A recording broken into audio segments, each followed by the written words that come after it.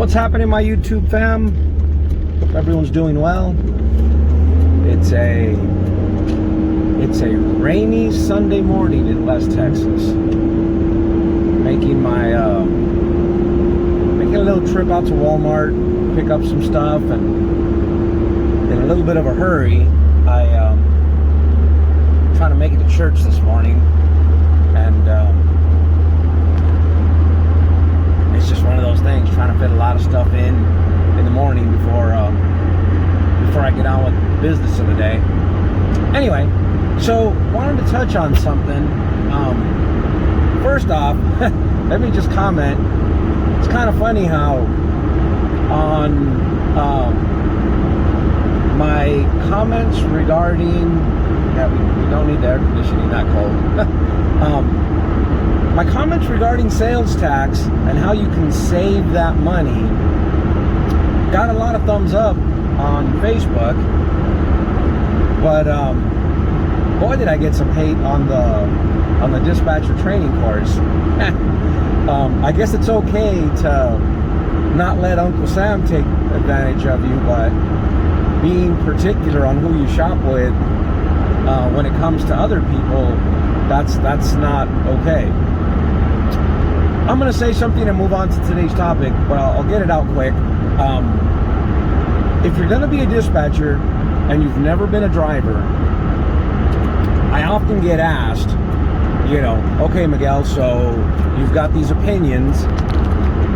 Sorry, I'm trying to keep this thing secure. This truck doesn't really have a good place to put a phone.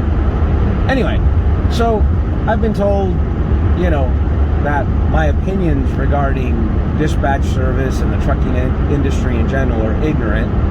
Someone sent me a message, but in that same message said, I'd like your feedback. Really? So you think my opinion's ignorant, but you want my feedback? Anyway, I'm not here to hate, guys, but so here goes. I get asked a lot by dispatchers that are trying to start out and get a feel for and learn about the business. What's your biggest recommendation to me, someone that's not a trucker, and I don't plan on being a trucker? And a lot of truckers will tell you, if you're not a trucker, it's hard for you to dispatch. I don't think that's 100% accurate. I think you can have the right mindset and be a good dispatcher without getting behind the wheel. But you do need to understand how a driver thinks and how he works, and how his world revolves, around the stupid little box that tells him when he can and when he can't drive, the equipment he's in, the weather he's dealing with, the people he's dealing with. Truckers get grumpy pretty quick, myself included. Not talking smack about, other truckers. We get grumpy when things are misrepresented, we'll put it that way. Anyway, and so the biggest thing you need to understand about a trucker, truckers will always look out for other truckers. In fact, before ELD came along and we weren't tied to that 14-hour ticking clock, if you were rolling like through the Arizona desert and it's 120 out and you would see a truck on the side of the road with its hood up, engine off, truckers would stop and make sure, hey bro, you got water? Are you okay? It's dangerous out here. Unfortunately, the newer generation of truckers kind of don't have that. And I'm not saying it's their fault. I think the industry has changed in a way. The old days of mentoring each other and, being taught by someone, that we look out for each other has kind of gone away. And so having said all that, as a trucker, if I see a trucker being taken advantage of, hey bro, don't go there. Don't do that. They're going to charge you $900 for a used tire because you're stuck on the side of the road. Call this guy. He's going to charge you $450. And anyone that's ever been on the road and been on the side of the road with a blowout knows $450 is damn cheap. And I'm just using that as an example.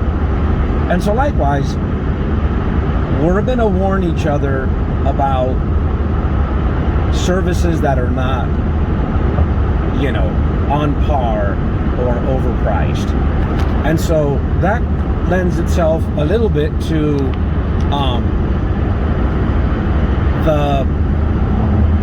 the dispatcher that has no experience but somehow thinks, you know, they can train another dispatcher even though they had, you know, no real measured success. And so, all right, people didn't like that video. So be it. Unfortunately, this video is kind of along that same line. So for those of you that are starting out and, you know, you're about to fill out your online application for your MC authority and your US DOT number and so on, understand that the minute you hit send, even if you do the thing like I explained in the other video, where you are simply going to set up your DOT number but not your authority yet, so that you can purchase your first truck and, you know, be exempt from sales tax. And so if you're barely at that point, understand that the minute you hit send, you're going to start getting blown up in your email, text messages, phone calls. Everybody and their brother for like the first 30 days bombards you. And now why is that? Because in those first 30 days, it's before your authority actually goes active. And in those first 30 days, it's the window before the DOT, the U.S. Department of Transportation, sends you a letter telling you what your requirements are.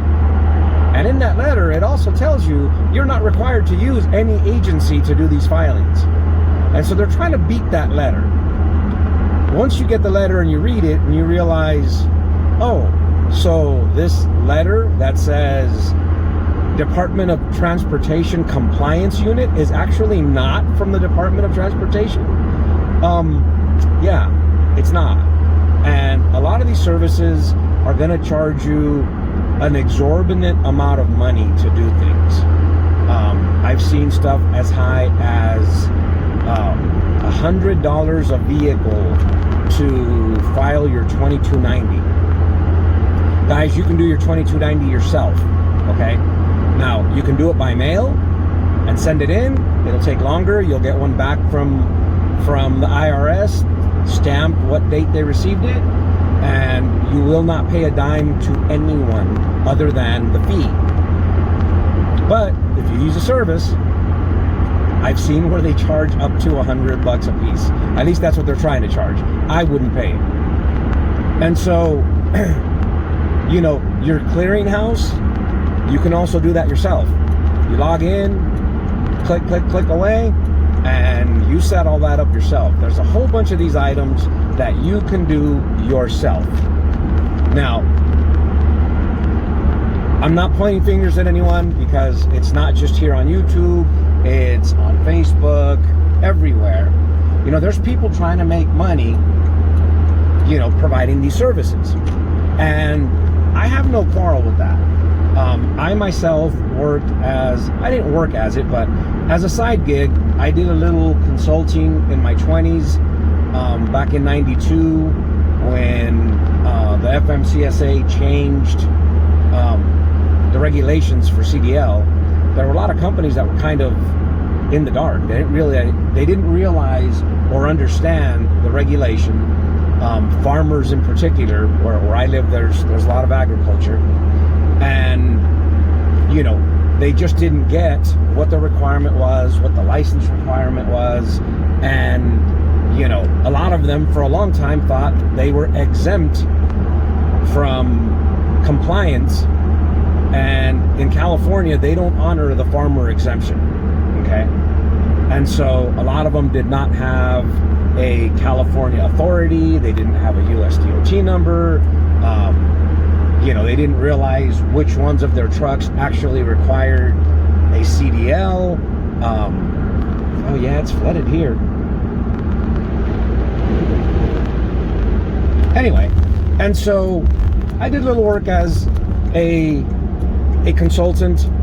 I licensed some drivers. I did some stuff, But I didn't gouge on the price.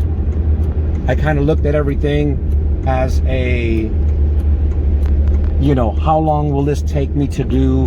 In fact, in a couple cases, I offered my service by the hour and said, look, you want to line me up a bunch of work and I knock it all out, you know, in a couple days, or if you want a piecemeal, do this for me today, do that for me tomorrow, and I'll just charge you by the hour.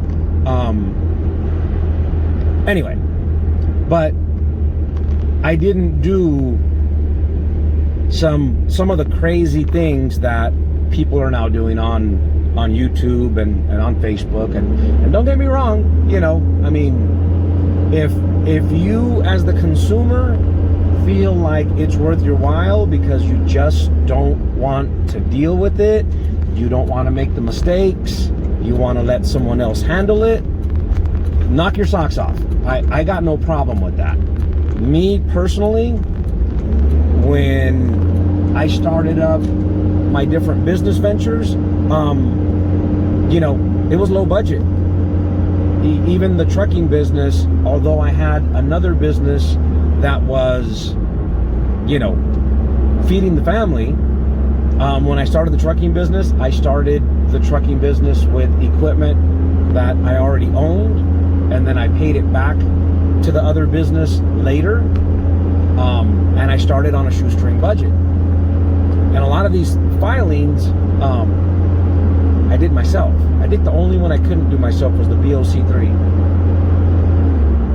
Anyway, so just kind of be forewarned. These people that are going to call you on the phone and email you, they're going to make it sound like your authority will not go active without them, and that's not true. Okay, that's their biggest point. They're going to say, oh, well, you know, you're currently not in compliance and your authority will not go active, and that will stress you out because in some cases, some people already paid for their insurance because they think they need the insurance before they file, and that's not true either. And so what ends up happening is now you're like, holy cow, I got this insurance payment to make, I just bought this vehicle, whatever it may be, whether it's a rig, a hot shot, whatever, and you got money now that you got to put out every month, and these people tell you, oh, well, if we don't get this taken care of right away, your authority's not going to go active. And they kind of stress you into it, and there's some really overpriced stuff, guys. Before you activate your authority, if you don't plan on doing it yourself, that's cool, I get it. There's a lot on your table already. But if you're going to use a service, start researching the services beforehand. Before your phone starts ringing, Google search, you know, Google search who can handle my drug screening program. Google search, you know, who handles DOT compliance, and, you know, research it and find out, you know, different price points. Not everyone will be the same. And that way when your phone starts ringing, you can just say, thanks, I got it handled. And, you know, you can at any point decide you're going to still use the service, but once you commit to them, you kind of can't decide you're not going to because they already got your credit card number. Anyway, I wanted to throw that out there, and, you know, yeah, some people didn't like the video where I commented on the dispatch thing. It was not intended to hate on dispatchers. It's actually intended to help the person that wants to get into dispatching not pay for a packet that isn't really going to help you much. Now, if someone says, hey, for 10 bucks, I'll send you all the forms you're going to need, you know, 10 bucks or 10 bucks. No big deal. But if we're talking about, you know, you're going to spend 500 bucks to $1,000, research who you're giving your money to. That was kind of the key to that whole thing. My point there. Figure out, is your money being sent to someone that's actually good at what they do? You know, if if I say, you know, hey, I'm gonna put on a class on being a dispatcher, you know, how long was I a dispatcher and how good of a dispatcher was I? You know, if I were to decide I don't do it, I'm not trying to make money off of any of this, guys. In fact, there's a handful of people that message me on Facebook, hey bro, how do I do this, or how do I handle that? I'm not going to go and do it for them, but you know, I'll shoot them links. Here, look, here's a link, read this. It kind of gives you, you know, step by step, or this is who I used when I first set up because I didn't know better. But I don't ask anybody for anything. I don't, hey, hit my Cash App and you can call me for half hour. Nope. You know, there's other YouTubers that even say, if you want access to my dispatcher, I'll give you my dispatcher's email for $100. You know, and if people think that's worth it, go do it. I'm not looking to do any of that. I'm not looking to take any money from anybody. I want all truckers to be prosperous and, most importantly, profitable. And a lot of the things you can do yourselves. And I always say in business, anything you don't know how to do, you have to pay somebody else to do it. If you can't drive the truck, you're going to hire a driver. If you can't work on the truck, you're going to have a mechanic. If you don't know how to do any of the admin, you're going to have to pay services. And the less you know how to do, and the less you handle in-house, that's all profit. And if you're good with that, if your business model makes money that way, you know, I'm no one to tell you otherwise. I'm not a business consultant either.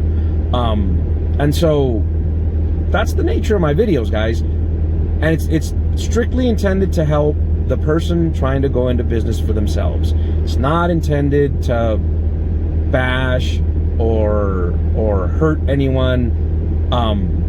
You know, and if it ruffled someone's feathers, you know, my apologies. They're just my, you know, these are just my opinions. And some would argue they're not very good opinions. I'm good with that. I'm not going to sit here and argue with you over it because, you know, I've stuck my foot in my mouth. I've stepped on my own toe. You know, I've done all of that. I'm just trying to keep people from making the same mistakes. Anyways, I'm here at Walmart. I got to get a little quick shopping in because I think I'm starting to run late. Have a good morning.